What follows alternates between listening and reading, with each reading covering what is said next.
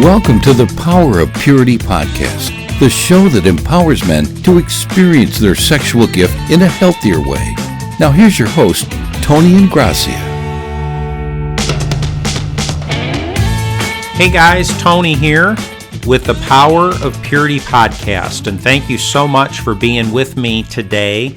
I really appreciate it, and I do pray that today's episode will encourage you and help you and speak into your heart and life and provide some light and wisdom and guidance as you continue to move forward. We all need God's mercies and God's help and God's grace and God's strength. So thank you for being here today, and I do pray that this episode will be a resource that will empower you and strengthen you for the journey as you continue to move forward.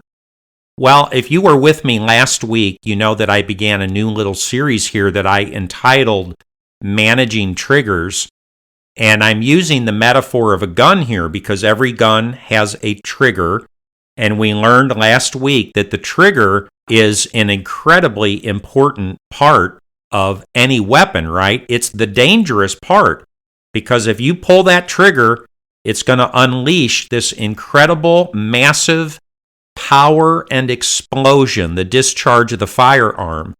And so in this metaphor, our sexual self is like a very powerful weapon, right? And it's explosive. And when we get triggered, that weapon can be unleashed. And if we're not careful, if we don't know how to manage the trigger, and isn't that the truth, guys? That's what's happened to so many of us. That's the problem that I had for so many years. Imagine if a guy had a gun, like in the military, a guy is issued this gun, this incredibly powerful gun, but he doesn't know how to control it. And he's not aware of the fact that the trigger, anytime the trigger is touched, it discharges. And so this guy's walking around with the gun, he points it here, and it goes off, bang, on accident. And then over there, bang, bang, bang. It's all the time it's being triggered, and he's shooting this thing all over the place where it's not supposed to be shot. That would be an incredibly dangerous situation. So you need to be aware of the power of this thing and aware of the fact that it has a trigger, and it can be triggered, and it will be triggered, and therefore you better know how to manage the trigger. And we need to be aware of the fact as Christian men that we will be triggered. That was the first point that I shared with you last week. I actually have 7 points that I'm going to be sharing with you in this teaching. And the first point that we learned last week is that we will be triggered over and over and over again. And with that being said, it brings us to point number 2 of this presentation, which is realize that when you're triggered, you will be tempted to self-medicate. And I began to touch on this last week as I was sharing, and I talked about the idea of an FB and an FG. And we know that in traditional recovery circles that they teach this idea of trading your FB for an FG. Your FB is a feel bad. When you feel bad, you don't want to feel bad, you want to feel good. So we turn from the feel bad toward a feel good. And so the question becomes, what makes you feel good? And it could be as simple as eating a Snickers bar, or eating a dish of ice cream, or turning on your favorite TV show, or playing a video game, or doing something that you like to do, or eating a piece of apple pie. And the point being, guys, that for many of us, we learned in life taught us, we learned at a very early age, that the primary feel-good of my life is essentially my orgasm, my sexual self. When I have a sexual experience, when I feel sexual feelings, that's what makes me feel good. And therefore, our sexuality became the primary feel-good of our life. I've shared the metaphor before that my orgasm became like my wallet, in the sense that throughout the day, I basically have my wallet with me all the time. I put it in my back pocket, and it's always there. It's always with me. It's always within my reach. And anytime I want it, I can pull it out pretty quick. Well, that's kind of the way my orgasm became. It's something that I kept very close to me, within reach. So anytime I feel bad, I can just reach and take out my feel good, which is essentially a sexual experience. I can look at porn. I can masturbate. I can have an orgasm. I can fantasize. I can engage myself sexually in some way because sex and my orgasm became the primary feel-good of my life. And this sets me up in kind of a dangerous way, guys, right? Because we've already identified that I'm going to be triggered over and over again. And when I'm triggered, what I'm going to want to do is turn towards something that makes me feel good. I want to self-medicate. In other words, when I'm triggered sexually, if my sex gun is triggered, I want to act out sexually. I'm going to self-medicate in some way. I'm going to act out. And the reason that this happens, and I don't want to go all into a deep explanation of this because we've covered it already, but I believe that basically it has something to do with this concept of brain science. And I am not an expert on the human brain by any means, but I have interviewed an expert on the podcast, Dr. Leonard Matheson. Episode 168 and 169 of the podcast, if you're interested in that, to hear what he has to say. The guy is brilliant. And he explained to us what's going on in a man's brain around the issue of sexual stimulation and sexual interest and desire and orgasm. And essentially, we learn that there is a dynamic that I call the happy cocktail. There are 4 primary chemicals that a man's brain makes, and these are what we call the feel-good chemicals. Anytime that you have an experience that makes you feel good, it's because these 4 chemicals are being released in your brain in some combination. And it could be as simple as taking a bite of apple pie. If you love apple pie and you get a slice and you take a forkful and you put it in your mouth, and that moment, it's so pleasurable. I love this. It tastes so good. That's because these chemicals are being released in your brain at that moment that make you feel good. That's why you love apple pie, because the apple pie is a kind of trigger for you that triggers your brain to release these chemicals that make you feel good. That's why these kids literally get addicted to their video game, because they've monitored these kids, and when they're playing their video game, there is a massive release of these 4 chemicals. And these kids, it's like they're addicted. They are literally addicted to this game. And these chemicals are released. It makes them feel so good, they can't wait to play that game. Anyway, the 4 chemicals are number 1, dopamine, number 2, oxytocin, number 3, serotonin, and number 4, endorphins. And the point I'm getting to, guys, is that we know that when a man has a sexual experience, that these 4 chemicals are released in his brain on a massive level, and then especially at the moment of orgasm, there is literally an explosion, an explosive release of these 4 chemicals. And that's actually what causes the orgasm within the male body. The orgasm is not primarily a mechanism of what's happening in your penis, it's what's happening in your brain.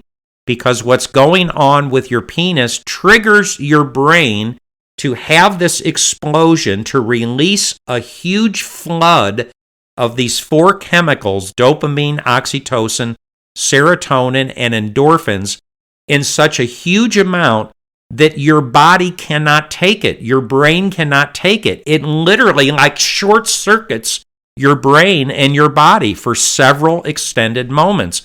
It's like sticking your tongue on an electrical wire, a hot wire. It would jolt you with so much electricity for that moment that nothing else would matter, right? And so the orgasm happens, and there's this explosion in your brain and in your body. And the reason that we turn to this experience is because time and experience, history, all right, our historical reality has taught us this is what makes me feel good. This is a feeling that's euphoric and wonderful and powerful and delicious. And I want to feel this feeling. I like when I have this explosion in my brain. The same thing that motivates one person to eat their apple pie and motivates the kid to watch their video game and motivates somebody else to ride their motorcycle 120 miles an hour. It's this explosion of these chemicals. And the point being that for many of us men, we have learned that the primary feel-good mechanism, the primary thing in my life that makes me feel this adrenaline rush, this rush of chemicals in my brain, is when I look at porn and have an orgasm or have a sexual experience. So we learn to turn. We reach for the wallet because it's right there. It's what's going to make me feel good. And so when we're triggered, which is principle number one, we're going to be triggered over and over again, primarily through sex triggers and emotional triggers. And when we're triggered, we want to feel good. And this is a form of self-medication. So without consciously realizing it, we're trying to get our brain to give us our drug addiction, our dopamine, oxytocin, serotonin, and endorphins. And with that being said, it brings me to principle number 3, which is this. Realize you must have the self-awareness to monitor your own emotional state. Or said another way, guys, you must have the ability to catch yourself when you are being triggered. It's incredibly important to have a sense of self-awareness, right? If you don't know that you're being triggered when you're being triggered, it's like, dude, you are in a very vulnerable place. You're in an unsafe place because something's happening to you that's outside of your consciousness. It's like it's bigger than you. You're being triggered, but you don't have a frame of reference that informs you to give you the self-awareness of what's happening to you. And therefore, the chances are you're going to just take the same course of action. You're going to follow the old groove that you've been following for the past 20 years, and you're just going to go ahead and do what you normally do when you get triggered. And so you're going to act out. You're going to seek to feel good. You're going to self-medicate. You're going to turn to the thing that makes you feel good, that allows you to handle that trigger the way that you would normally handle that trigger. So it's incredibly important that we are aware of what's going on with our own self. We have an emotional awareness of ourself to realize, I'm being triggered here. This is dangerous. This is the thing that's triggered me 10,000 times in the past. Tony, you better be aware you're getting triggered right now. This is a dangerous moment. This is a dangerous place. This is the place where you go off the rails, Tony. This is the place where you make the decision to act out. And this is why sex has held so much power over you. So at some point, I need to become aware of this dance that I do with myself and this dance that I'm doing with my own sexual self and with life. And I think to say the dance that I'm doing with my triggers, the dance that I'm doing with my emotions when I get triggered, and it causes this whole thing to unfold the way that it's been unfolding.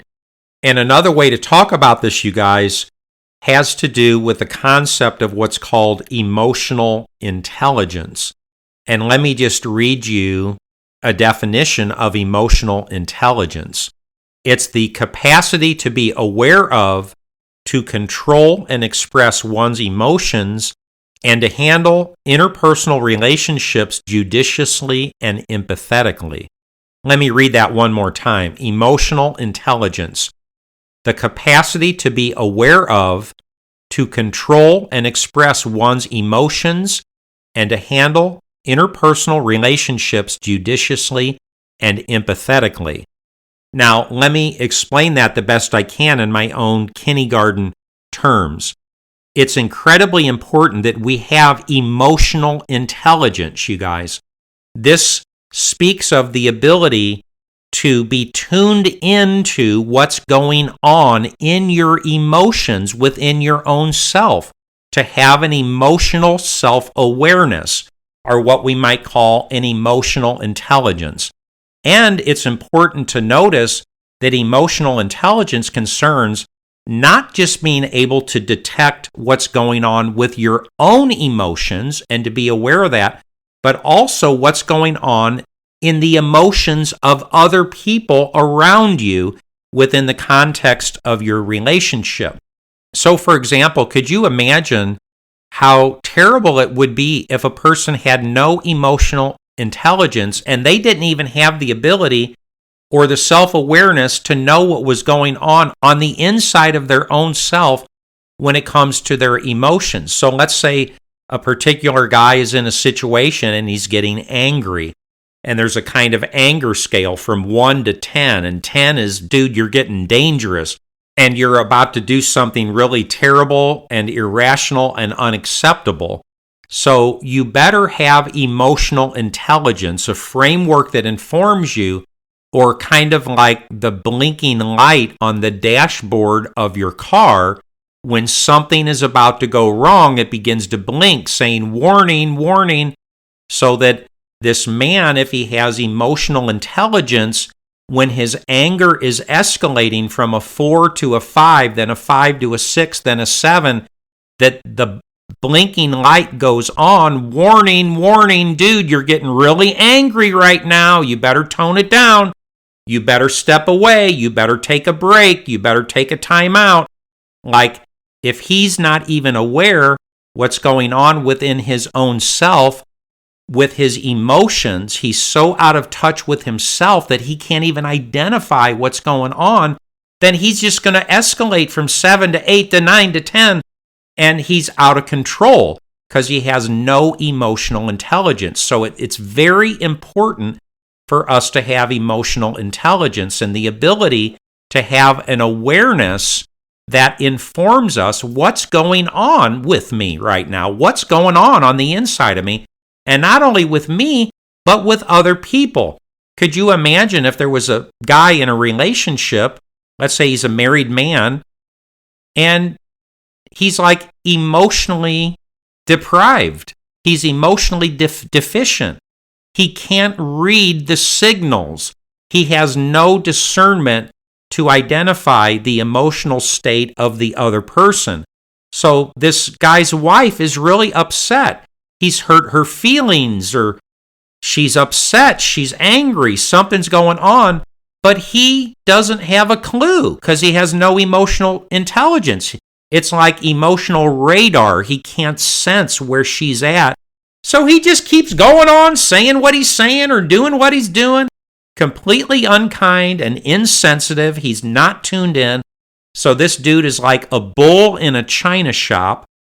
The bull is going to do a lot of damage, by the way, right? If you unleashed a bull in a china shop, the bull has no sensitivity, no orientation or equilibrium. Oh, I better go down the aisle. Don't bump into that on the left. Or the bull doesn't know what to do. He's just going to crash around and cause all this damage. So could you imagine what is the chance of a man having a successful relationship with his wife if he has no emotional intelligence? What are the chances of a man having a successful emotional life with himself if he has no emotional intelligence? So let me just remind us here of our third point again. The third point is this: realize that you must have the self-awareness to monitor your own emotional state. Or said another way, dude, you better realize, remember we identified two types of triggers, sex triggers and emotional triggers. So if you have emotional intelligence, you have like a self-awareness. And so you can discern when you're at work and you're getting really stressed out, or you're getting angry, or you're upset, or you're feeling this pressure, or you're feeling like a failure, or you're feeling shame, or whatever's going on for you emotionally, that if you have this awareness, then I could essentially say to myself, Tony, you're getting really upset. You're feeling a lot of stress right now. You're feeling like a failure, or you're feeling angry. You're really mad at your boss. And this is a very dangerous place for you, Tony, because this is the place that the old Tony would be triggered, because the old Tony learned to manage his emotions in a wrong way, using sex in an unhealthy way. Because when you begin to feel these ugly, horrible emotions, it's a feel bad. But you don't want to feel bad, you want to feel good. So this is the place that was dangerous for the old Tony, and the old Tony would be tempted to act out, because this is the place that would trigger the old Tony. He would be triggered by his anger, by his stress, by his frustration, by his sense of failure. That's what would trigger you. So, Tony, if you're aware of what's going on the inside of you, there's a chance that you can be one step ahead of yourself, and you can monitor yourself, and you can be informed, and you can therefore catch yourself and circumvent you taking the old groove that the old Tony used to take 10,000 times for the past 20 years, because that's the way the old Tony learned to deal with and to manage his emotions. But dude, you're not the old Tony anymore. You're the new Tony. You're the man that God is renovating. You're the man that's in the process of sanctification. You're the man that's becoming more and more like Jesus. And you're the man that used to be unable to discern his own emotional state. You're the man that had no emotional intelligence. But now, Tony, you're learning this self-awareness. You're gaining emotional intelligence so you can be aware of what's going on, not only with you, but with the people around you. And therefore, you're able to monitor yourself and conduct yourself in a healthier way and a more appropriate way. And with that being said, guys, it brings me to principle 4, which I'll go ahead and squeeze into today's episode. And principle 4 is this: realize you do have a choice and you do not have to act out. And in my PowerPoint presentation, I have on this slide a picture of a man at a crossroads. He's on a hike, and he's got a big backpack on his back, and he's holding a map in his hands, and he's come to a fork in the road, and it forks off to the left or to the right. So he has a choice to make. Realize that you do have a choice. You will always, always, always have a choice. And so our point here being that when you are triggered, the old Tony, the old self, didn't have a choice, because I didn't have the frame of reference or the tools in my emotional and relational and sexual and life toolbox. I didn't have the tools that I needed that I could call upon when I was triggered, and therefore I mismanaged these triggers, and I established the old groove, and I acted out sexually. I looked at porn, I masturbated, I did the things that I was not supposed to do because I didn't know how to manage the trigger. In this sense, a trigger is kind of like the crossroads. When you're being triggered, you're the man coming to a crossroads, and now you've got a choice to make. You're confronted with a dilemma. What am I going to do with this trigger? I see the billboard next to the highway. I see the woman walking next to the road. I see the woman at work flirting with me. I see the sex scene in the movie on TV. I'm being triggered right now. What am I going to do with this trigger? Or said another way, being triggered is the equivalent of coming to a crossroads, because in this moment when you're being triggered, essentially you have a choice to make. And what the old Tony did is he would be triggered and he took the low path. I just acted out every time I was triggered. But now I'm coming to the place where I understand that God has given me the resources and information and power and principles and truth and light that I need, that when I'm triggered, I don't automatically have to follow the old path and just act out, that I'm at a crossroads. I essentially have a choice. Principle number 4, realize that you do have a choice and you do not have to act out just because you're being triggered. When you're triggered, it does not mean that you have to act out. So let me share with you just a few observations, by the way, from this crossroads slide. So just picture a man at the crossroads, and now that's the moment that he's triggered. He's got a decision to make. Is he going to go ahead and act out because he was triggered? Or is it conceivable? Is it possible that he can manage this trigger in a healthy way, an appropriate way, a godly way? So picture this man at this crossroads. He's being triggered. He's got to go one way or the other. So just a couple observations here. Number 1, notice that this man is on a journey. He's got a backpack on his life. And that's true for you and I. Dude, we're just living life, right? We're on the journey of life. Day after day, week after week, you're living your life. You're going down the path of life. And over again, you're going to come to these moments where you're triggered.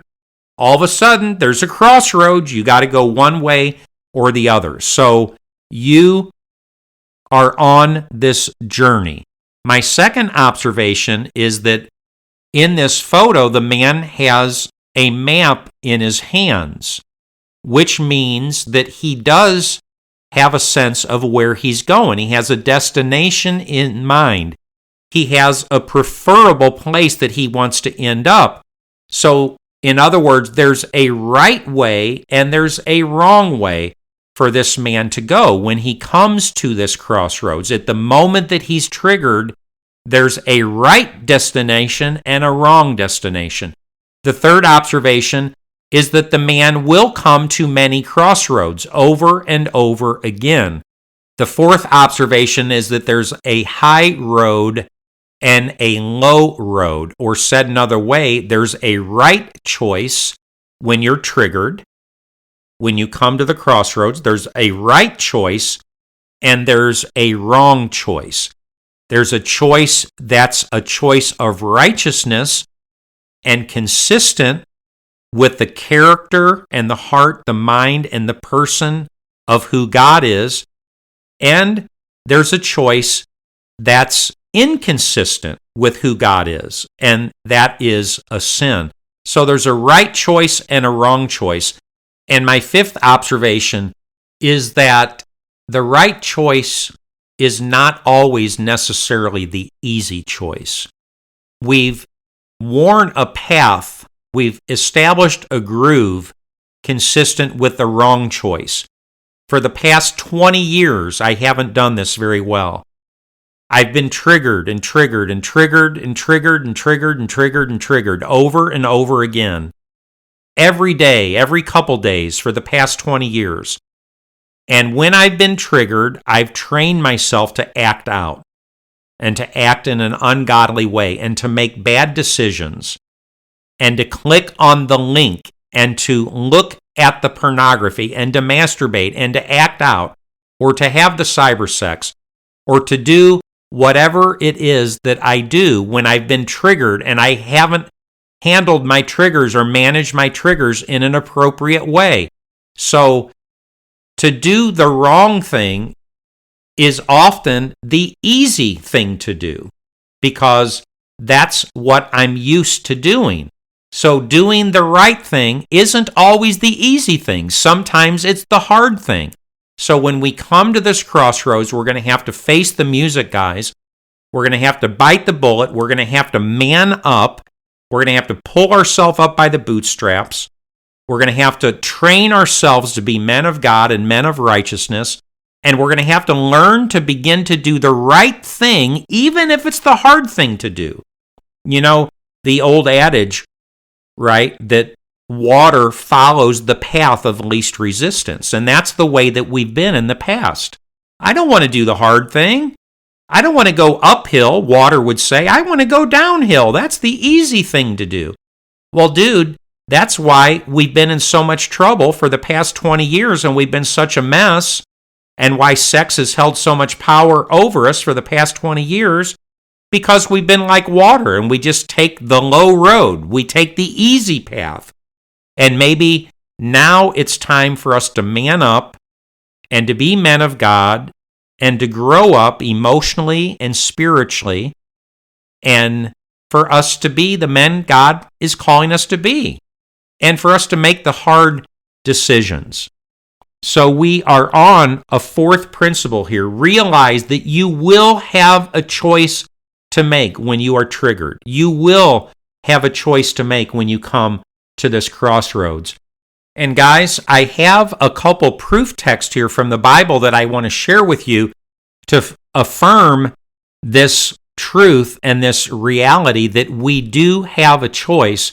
But unfortunately, I see from the clock that I'm actually out of time for today's episode. So I think what I'm going to do is begin next week's episode with a few proof texts to support our fourth point here. Realize that you do have a choice and you do not have to act out. The title of this series is Managing Triggers, and we have now covered 4 principles. Number 1, realize that you will be triggered over and over again.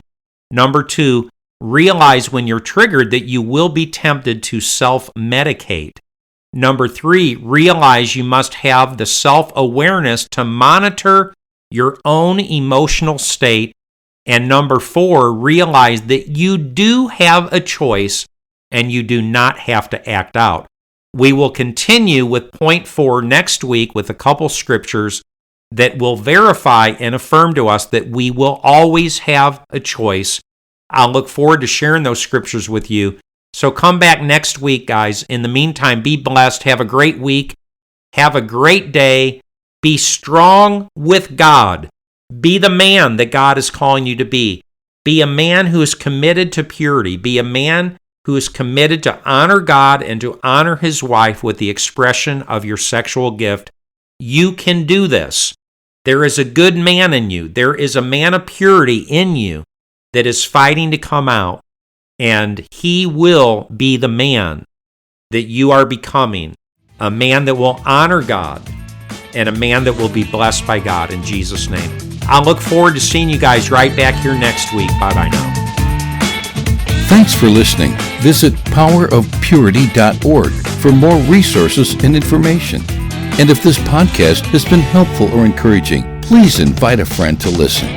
Until next time, remember, there's power in purity.